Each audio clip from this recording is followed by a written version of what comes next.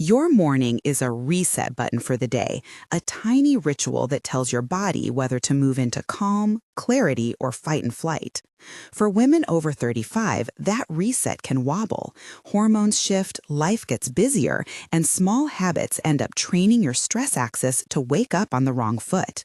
Over the next few minutes, you'll see 5 common morning cortisol mistakes and, more importantly, how to undo them with simple, science-friendly moves you can try tomorrow. Before we start, if you want more practical health tips like these, stay till the end and consider subscribing, liking, and turning on notifications so you don't miss future deep dives. Now let's count down 5 through 1 and reset that morning button together. Number 5, reaching first for a sugary breakfast. Picture it, a glossy bowl of cereal or a honey-drizzled pastry, steam from the coffee curling up beside it. Sweet breakfasts spike blood sugar quickly, and that fast swing prompts insulin to surge and cortisol to respond in kind, setting a jittery tone for the rest of the day. In plain terms, your body reads the sugar surge as stress and responds with more of the stress hormone you were trying to avoid. Research suggests that high glycemic breakfasts are associated with greater mid-morning energy crashes and higher perceived stress, especially in people whose metabolic flexibility is already challenged.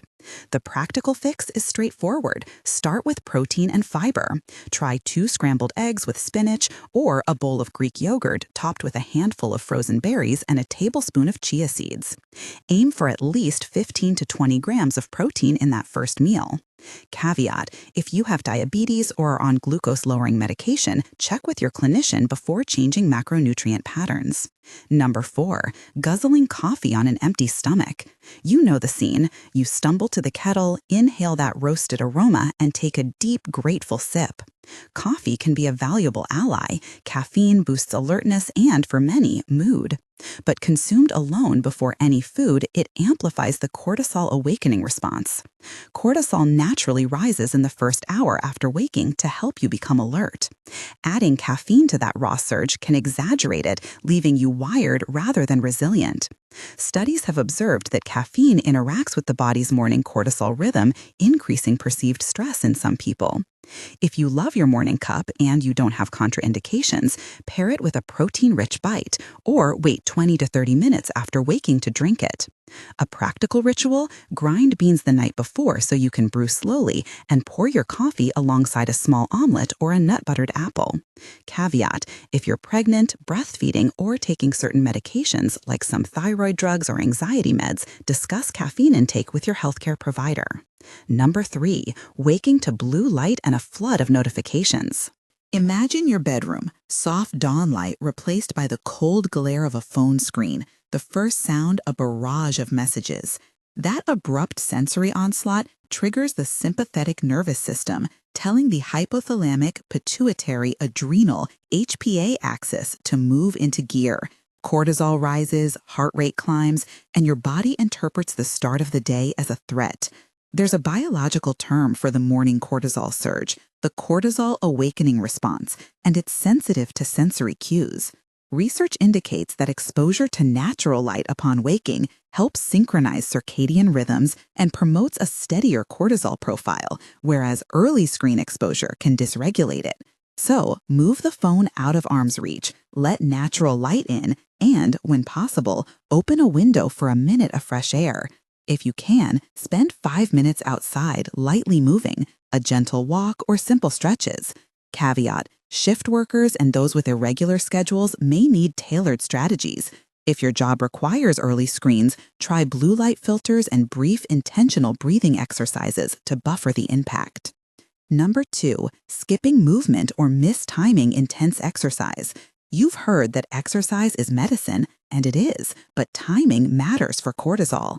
Doing hard, high-intensity workouts immediately upon waking can surge cortisol beyond beneficial levels for some women, especially if you're sleep-deprived or already under chronic stress.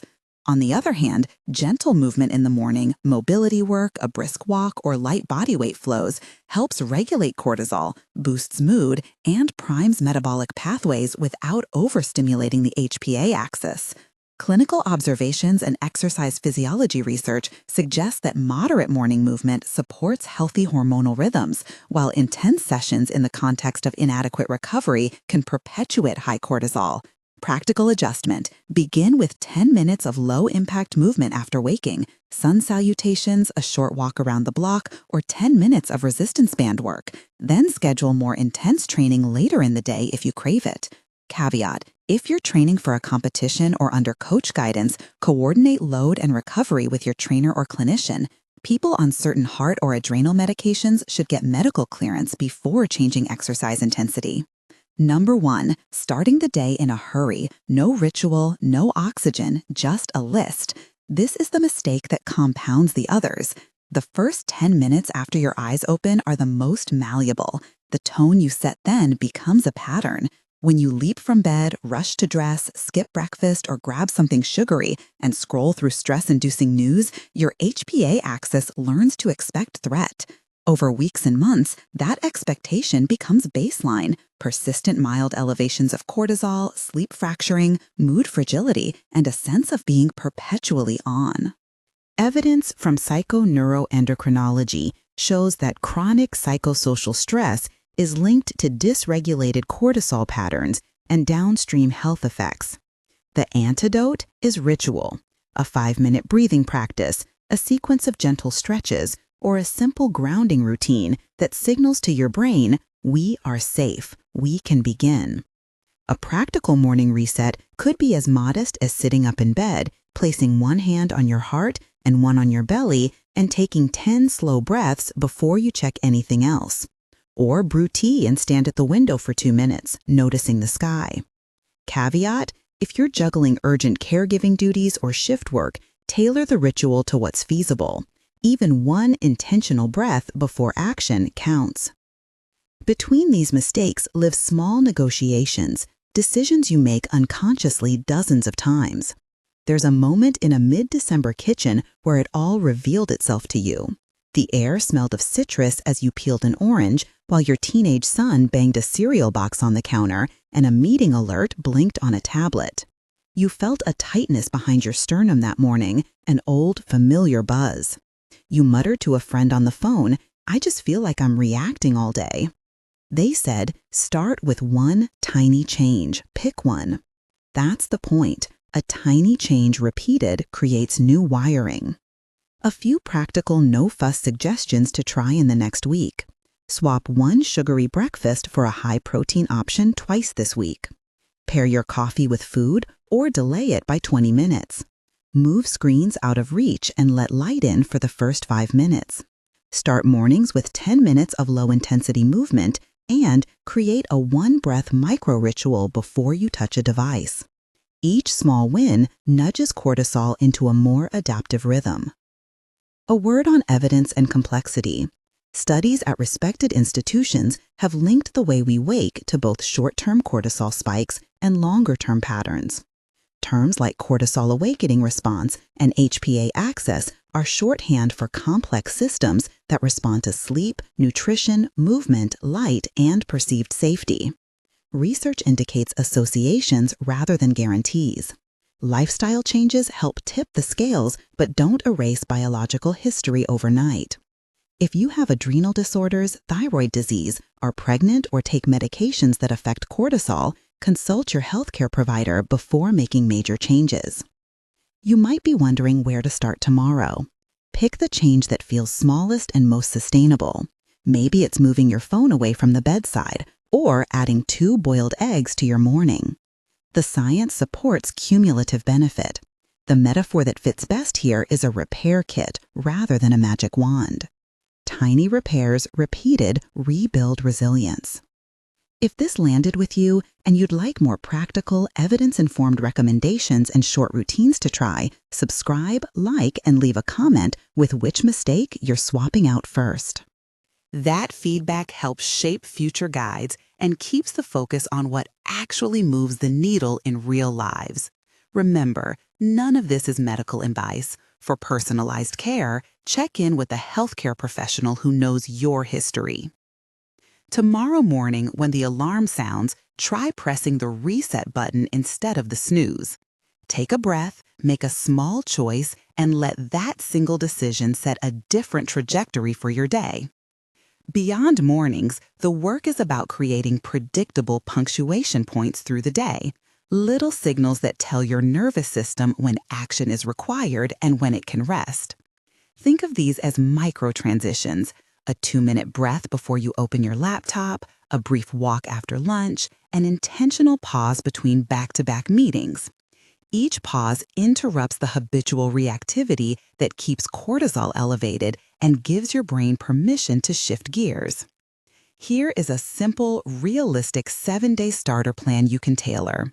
Each day focuses on a single tiny practice so you build confidence without overwhelm. Day 1, move your phone at least an arm's length from the bedside. When the alarm sounds, sit up and take 5 slow breaths before touching the screen. Day 2, add protein to one breakfast: eggs, yogurt, or a nut butter on toast. Notice hunger and mood across the morning. Day 3, spend 2 minutes standing at a window facing daylight or step outside for direct sunlight within the first hour of waking. Day 4, insert a 1-breath pause before answering any work messages or emails. Inhale for 4 counts, exhale for 6. Day 5, take a 5 to 10 minute gentle walk after lunch away from screens. Day 6, delay coffee by 20 minutes after waking and pair it with food. Day 7, do a 5-minute low-intensity movement session, stretching, yoga, or light mobilization within the first hour. Repeat the week, adding one new small habit at a time until these micro-rhythms feel natural. The goal is not perfection, but repetition, tiny changes that nudge physiology towards steadier patterns. Common obstacles deserve a quick troubleshooting map. If you forget, set a non-judgmental cue: a sticky note, a timer, or an object placed where you'll see it. If mornings are chaotic because of caregiving or shifts, compress the ritual: one intentional breath while brushing teeth, or a single cupped hand-on-heart pause before stepping into the day. If you feel worse at first, more aware of stress, that's often a sign your body is releasing a long-held reaction. Stay the course with gentleness and consult a clinician if symptoms escalate. Pair these behavioral practices with environmental scaffolds. Keep sugary cereals out of immediate reach, set bedroom lighting to dim in the evening, and make your morning ritual visible: a mug ready for tea, a small mat for stretching. Habit stacking. Attaching a new tiny behavior to an existing routine dramatically improves adherence. After you boil water for coffee, do the 2-minute window check. After you finish brushing your teeth, take 5 breaths. Longer-term change happens in the company of compassion. Expect slips. Celebrate small wins. Track one simple metric: mornings you performed the ritual, energy after lunch, or nights you felt calmer before bed. And let data encourage continuity rather than perfectionism. If you want, tonight, pick one micro change for tomorrow and place a physical cue where you'll see it on waking. That small decision, repeated, is the repair kit for an overworked stress response. When you press reset, not by grand overhaul, but by deliberate tiny choice, you give your day and your body a chance to learn safety again.